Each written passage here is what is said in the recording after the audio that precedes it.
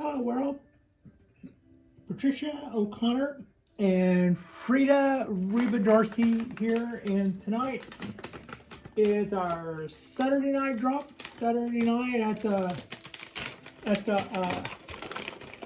Hacienda with Frida and Patricia, and we are going to do a couple of things tonight. One, as promised, we are going to continue our candle quest on our Japanese black pines, and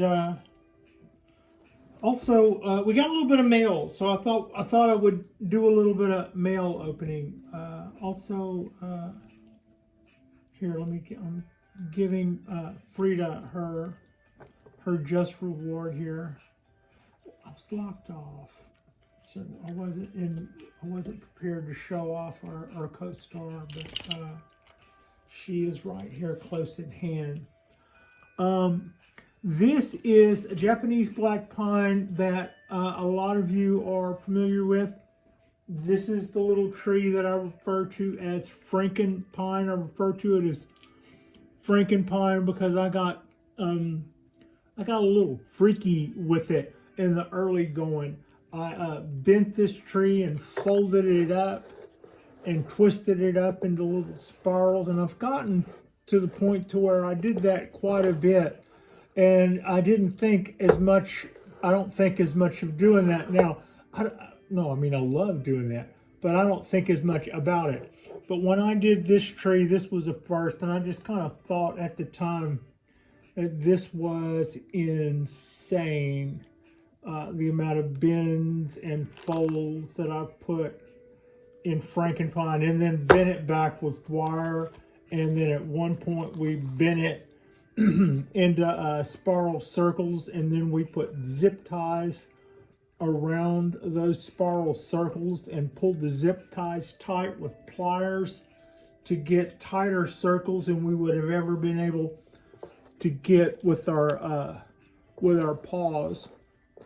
And it was somewhere in there to me that it looked like it was more science than it was pine tree. So I kind of gave it the nickname Frankenpine, and that's also a direct ripoff of I totally own it. That's a direct ripoff of Nigel's Frankenficus. Got lucky on the pine part, I think, but yeah, that wasn't. If there was an original thought here anywhere, I'd like for somebody to show it to me. But this is just kind of me twirling around and looking at Frankenpine. I love this little tree, and I could just any excuse to drag it in for a little while and look at it without killing it is a good thing. And we have several little candles to cut loose on this guy, and that's not going to kill us. Also, what we have here, let me see, I hadn't really sized that part up yet. Maybe if I slide Frankenpine back there, and then I'll show here. This USPS first classy packaging. That is Patricia O'Connor going to me. You can't see where it came from, but that is, this is from our 99-cent bonsai purchase, I believe. This is Victor Lewandowski at Landfill Lumber, and this is going to be, then what would be the fun in waiting for the unboxing? I always got a real kind of, I don't know, whenever I read the name Victor Lewandowski, that's the guy who does this, and he sells these seeds. I've also seen him, I don't want to get into a seashells by the seashore statement here, but I've also seen that he had quite a few different varieties of seeds and maples, and just, I don't want to get started from memory because I'll just be showing how little memory I have. But at any rate, I thought this would be a good opportunity just to show you. I said okay on his on his auction after somebody else had already won the auction. He came on and said there are more if anybody else wants any. And several people chimed in with the words, hey, yo, right here. And I came along about 2 or 3 days later and went, I'm good for some more, Victor, if you still have any. And then I got an invoice on PayPal, which could have been several Venmo or several other things. He goes with several. I just fall in and out of love with PayPal and delete it and or reinstall it as needed on my phone. That's just kind of the way I roll.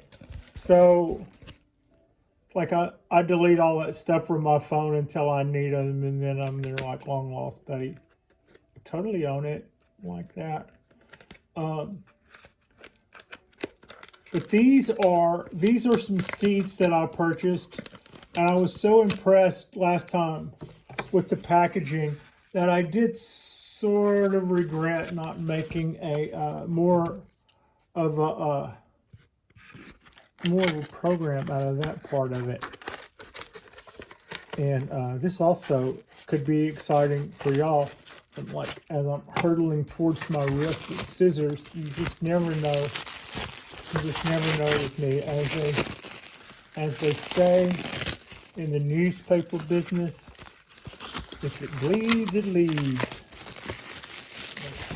I was never in the newspaper business.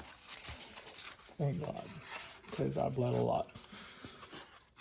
All right, you can see why I'm really impressed with the packaging. You would say, well, what happens to the seeds when they go through a conveyor belt at the postal service place? Well, they don't go through a conveyor belt. These two pieces of wood get pressed up against these two sheets of cardboard, like so, and these beautiful Japanese black pine seeds hang out in the center, safe, comfy, cozy, warm, dry, all the things you want your seeds to be.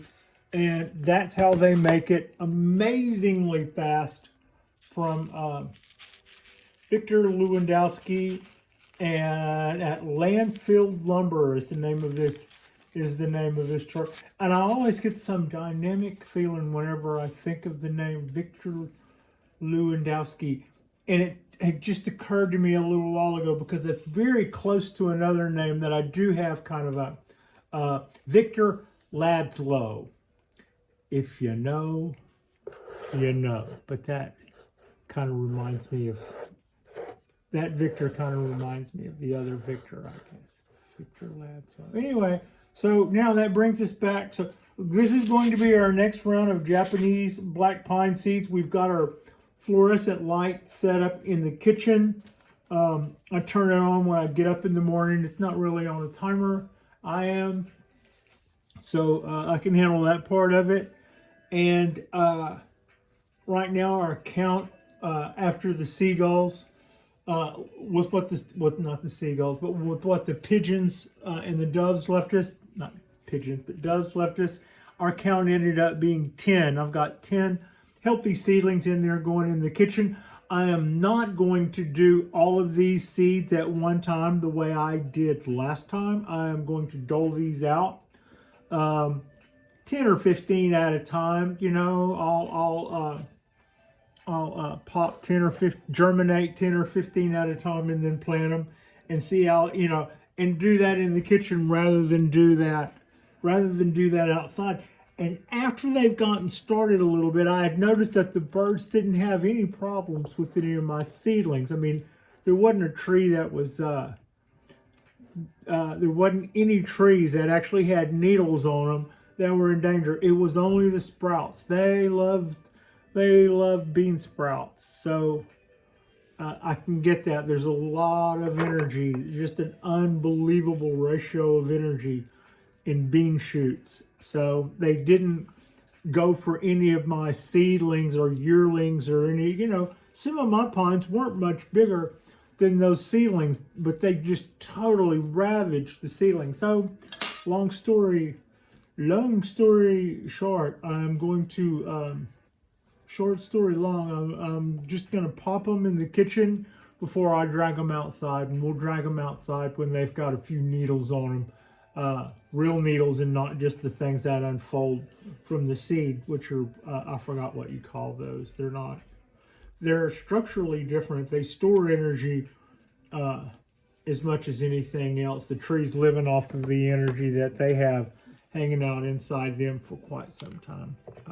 And that's common with quite a few seeds. So now we're looking at Frankenpines who still haven't done anything.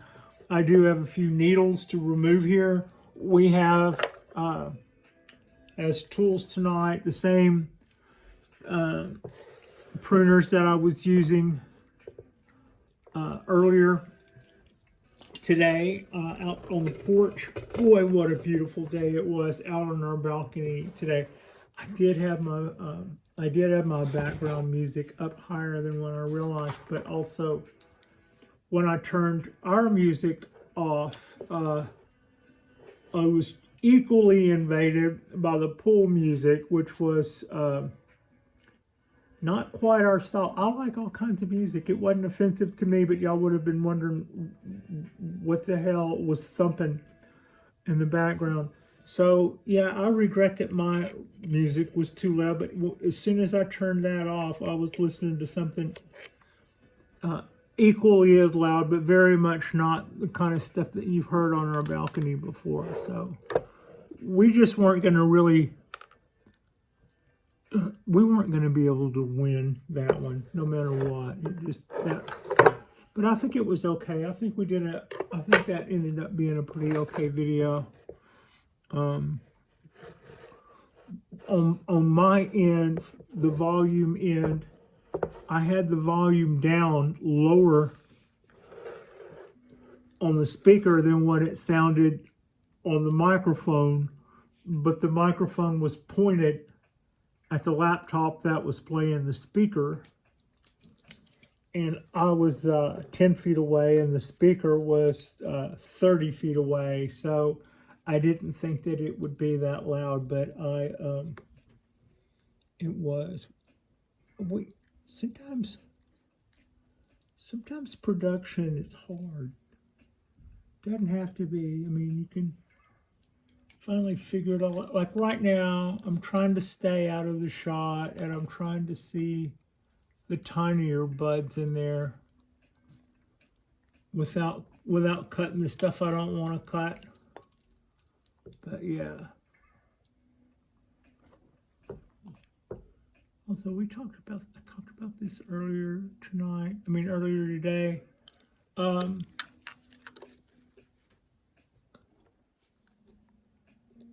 Keeping the shears closed longer until you get right up in there where you're about to make that cut.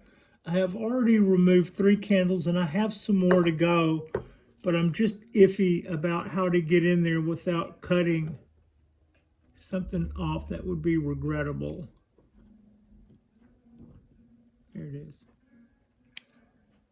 Okay. All right. That wasn't too bad. Like I said, this little tree, like our other little yearlings, they're not totally covered in branches. So how many buds can we possibly have? Well, 3 or 4. 3 or 4, and that's going to be about it. We'll let that guy go. Stuff down here on the bottom.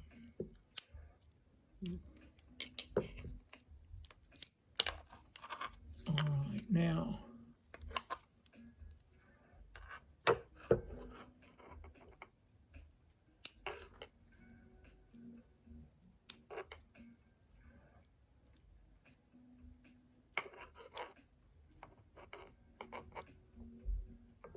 That's okay. I've wanted to cut that off about 3 times. That's not a bud. That's my coil of wire that's bundling that whole tree together. All right. That's got us. That was a few candles. I think I'm probably got 1 or 2 little waspy candles in there that I need to bring up closer to my face and get, but I'm not gonna make you guys suffer through that. I got the real ones that we could all see, the main candles. And then I got 1 or 2 of the little buds that were hanging out at the bottom that I needed to take care of. Some of this scruffy stuff underneath.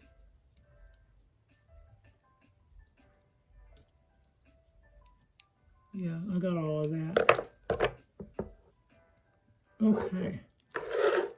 Let's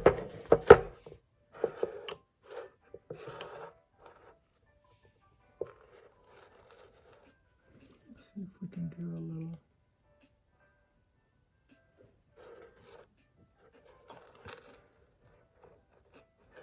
I think I did okay. The needles are long on this guy for its size. That's okay. This is not the time to worry about that. This tree is still a little over potted. It's in a bonsai pot, but it's in a big bonsai pot for this size tree. The tree that I got, the bonsai pot that I just got from Jason and Elizabeth in the UK, that would be the bonsai pot that I will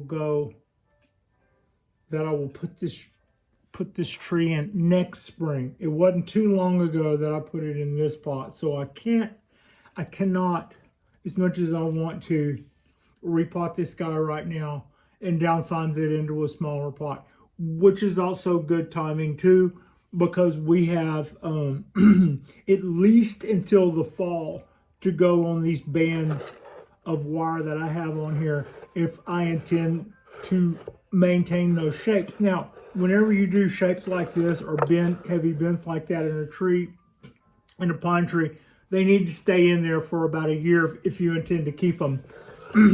I released these bands that I had originally done with wire and zip ties. Like I said, I pulled it tight with wire and then just kind of mashed it with my thumb and finger and then put a zip tie around it and then put a pair of pliers on the zip tie and just pulled and pulled and pulled on that, like trying to pull a girdle or something, and just absolutely just folded those bands up really tight, tighter than I would have been able to with my thumb and finger.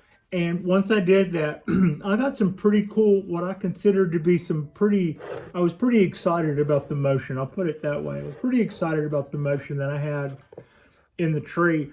And then, but I didn't let it go that long. I didn't let it go the full year. And when I released it, within 30 minutes, I could see that I had lost part of the tightness of my bands and curls.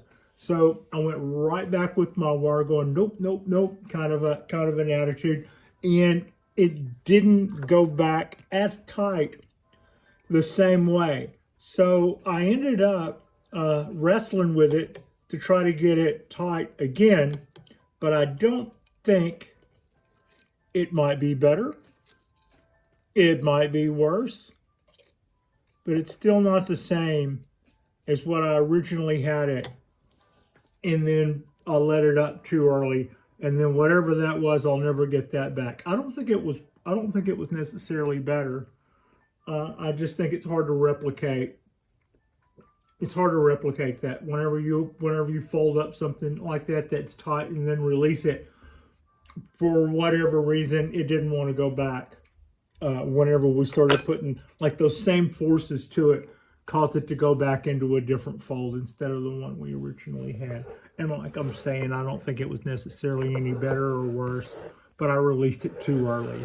And what I liked about what I had to rework for. So that's a pretty good look at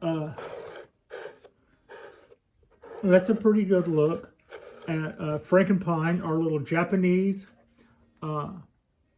Mame Black Pine. It's a Mame. I don't have my tape up here, do I? I do not.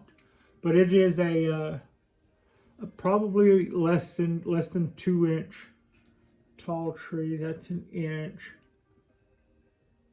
So that would be 2 inches. Yeah, it's less than 2 inches tall. And that's our guy. And I removed our buds. And then cleaned up a couple of buds off the bottom. And then we opened our seeds that we got from our Japanese black pine seeds from Victor. Thank you so much, Victor. That was another very well shipped, very well sent, very well timed, very quick, total pro package, and I can't wait to.